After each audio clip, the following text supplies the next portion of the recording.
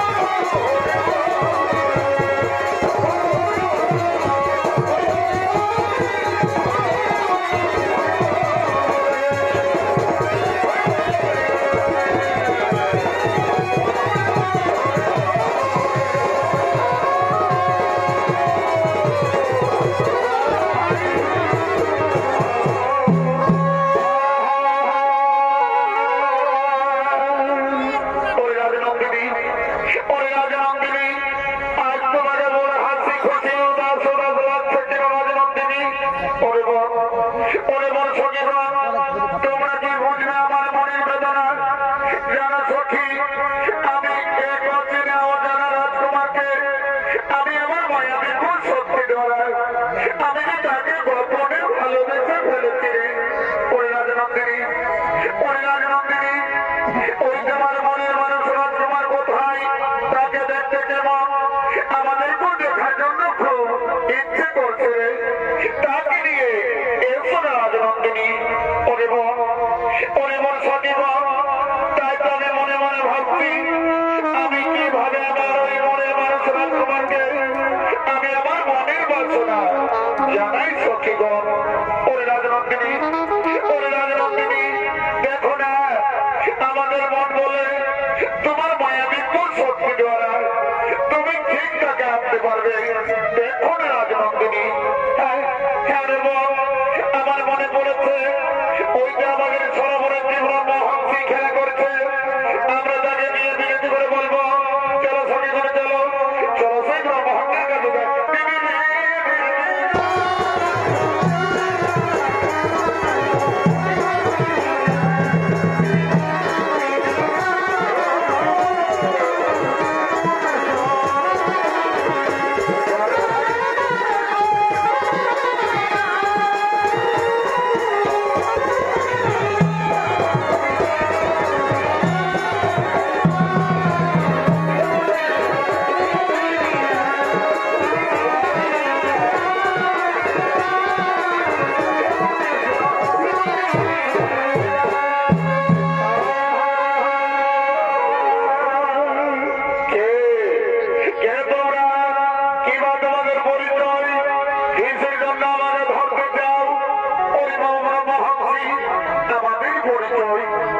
আমি হলাম রাজা মর্যাদাবের একমাত্র কন্যা, নাম আমার প্রভাবতী।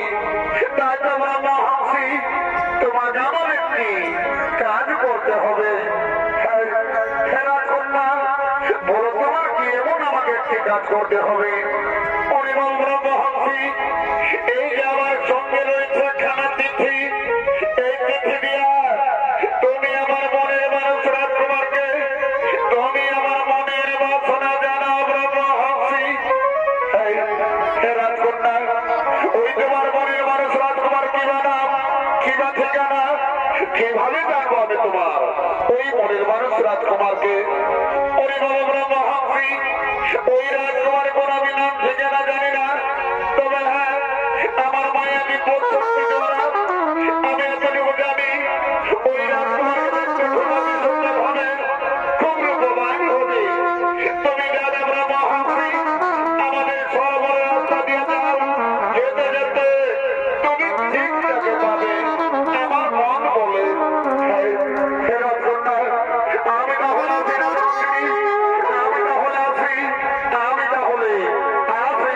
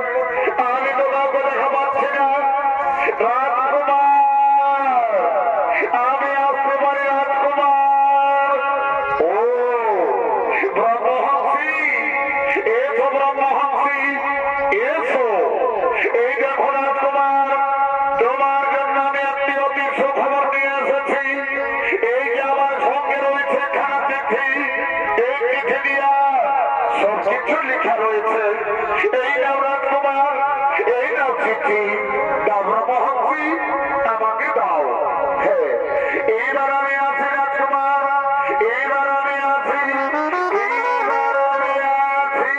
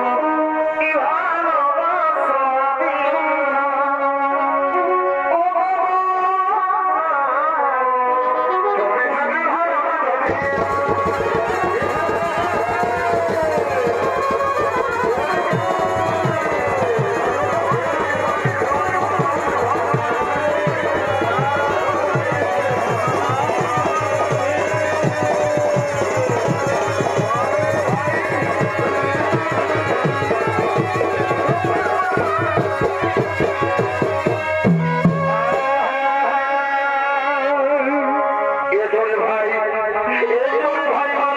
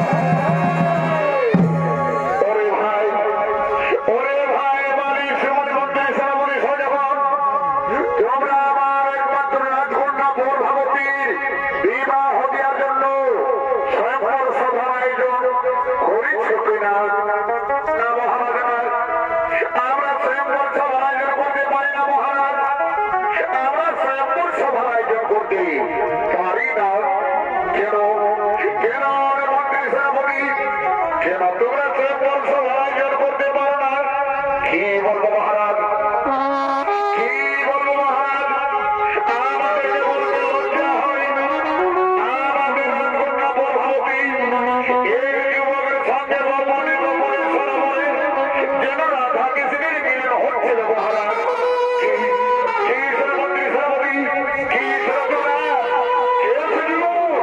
গোপনে আমার রাজ্য প্রবেশ করে আমার রাজকন্যার মন হরি করছে ওই মন্ত্রী সেনাপতি ওই মন্ত্রী সেনাপতি তোমরা যাও ওই লম্বর যুবকে যাও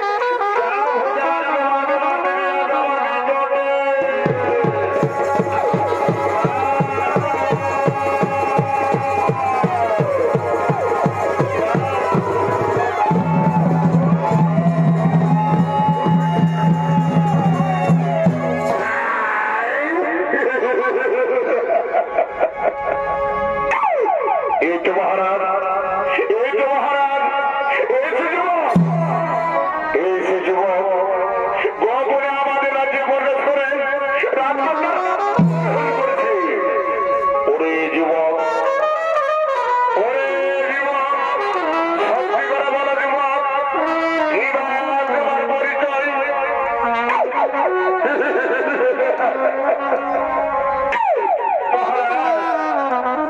মহারাজ আমার পরিচয় মহারাজ আমি হলাম দ্বারকার শ্রীকৃষ্ণের পুত্র নাম আমার কীর্তন শ্রীকৃষ্ণের পুত্র আমি জানি শরীর বংশধর সবই হল এদের শ্রীকৃষ্ণ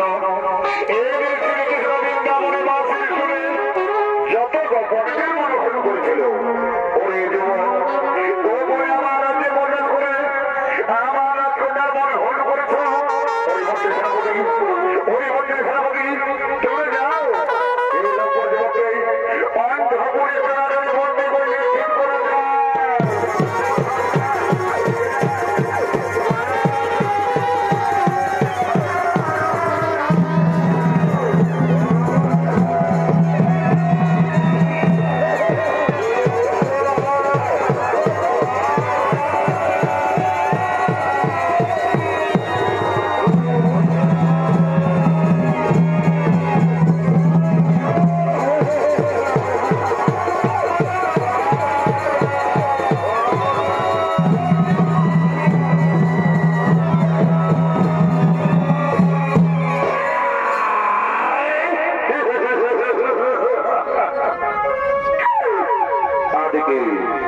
এদিকে রাজা বলছিলাম কৃতজ্ঞ পর ভারতের গোপর প্রেম স্বীকার করে কৃতজ্ঞকে অঘোর কারাগারে বন্দী করে দীক্ষিত করেছেন আর এদিকে দেবশ্রী নারদ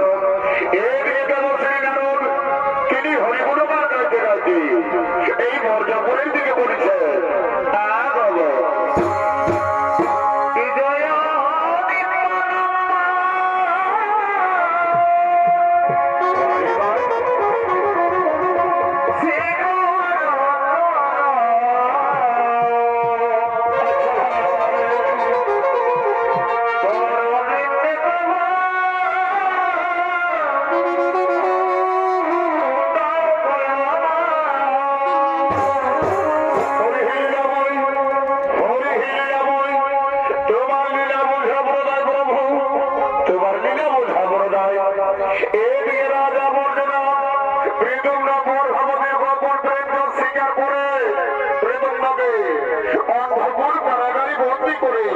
দীক্ষিত করেছেন এ কথা যদি দরবার শ্রীকৃষ্ণ জানে তাহলে নিশ্চয়ই তাদের যুদ্ধ হবেই হবে আর আমার যুদ্ধ না দেখলে নৈরাত্য বিদ্যা আসেন প্রভু তাই তো সকল আমাকে দেব ঋষি নারদ বলেই জানে এই কথা তার কাজ তার কথা এই কাজ যা যা যায় সঙ্গে সঙ্গে শ্রীকৃষ্ণ ধমক দিয়ে জানিয়ে দিই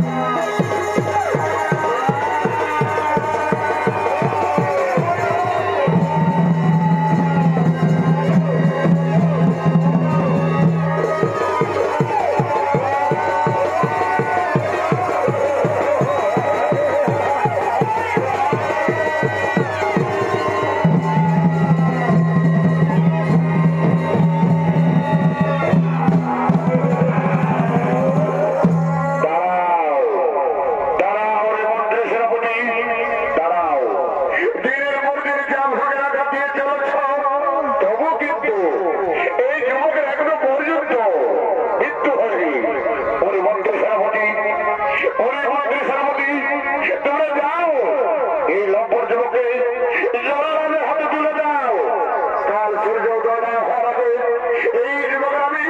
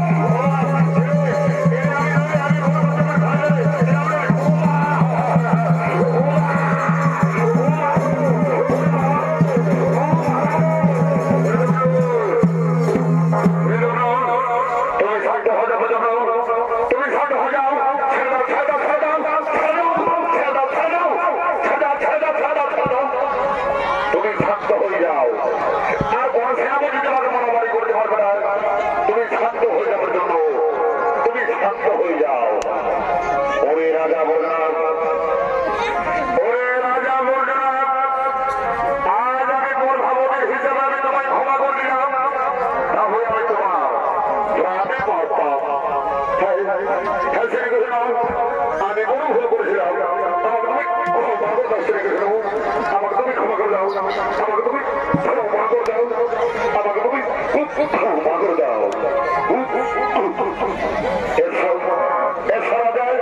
আমি তোমাকে ক্ষমা করে দিলাম, আমি তোমাকে ক্ষমা করে দিলাম, আমি তোমাকে ক্ষমা করে দিলাম।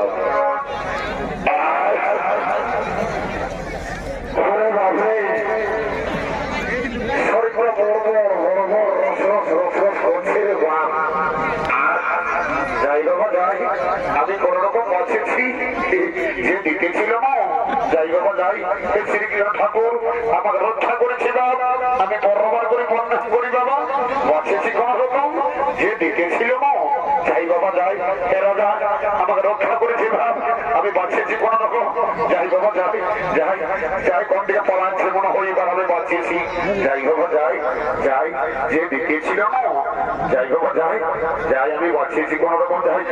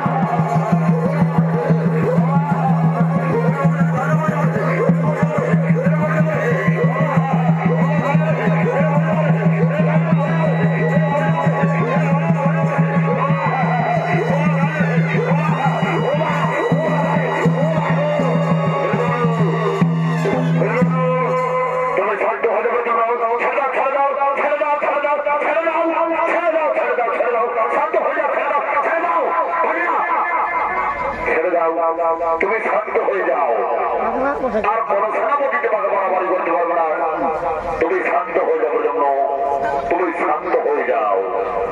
ওরে রাজা বলরাম, ওরে রাজা বলরাম, আজ আমি বর্ষাবতী হিসেবে তোমায় ক্ষমা করে দিলাম, না হয়ে আমি তোমার প্রাণে মারতাম। হ্যাঁ শ্রীকৃষ্ণ, আমি কোনো ভুল করেছিলাম, আমাকে তুমি ক্ষমা করো না শ্রীকৃষ্ণ, আমাকে তুমি ক্ষমা করে দাও। এসো এসো রাজা, আমি তোমাকে ক্ষমা করে দিলাম, আমি তোমাকে ক্ষমা করে দিলাম, আমি তোমাকে ক্ষমা করে দিলাম। কিন্তু শোনো রাজা, প্রীতম না বর্ষাবতী তারা দুজনকে ভালোবাসে, তাই তাদের আমি দুজনই হাত মিলিয়ে দিতে চাই। তুমি কি বলো রাজা? হ্যাঁ শ্রীকৃষ্ণ, আমিও তাদের দুজনই হাত মিলিয়ে দিতে চাই।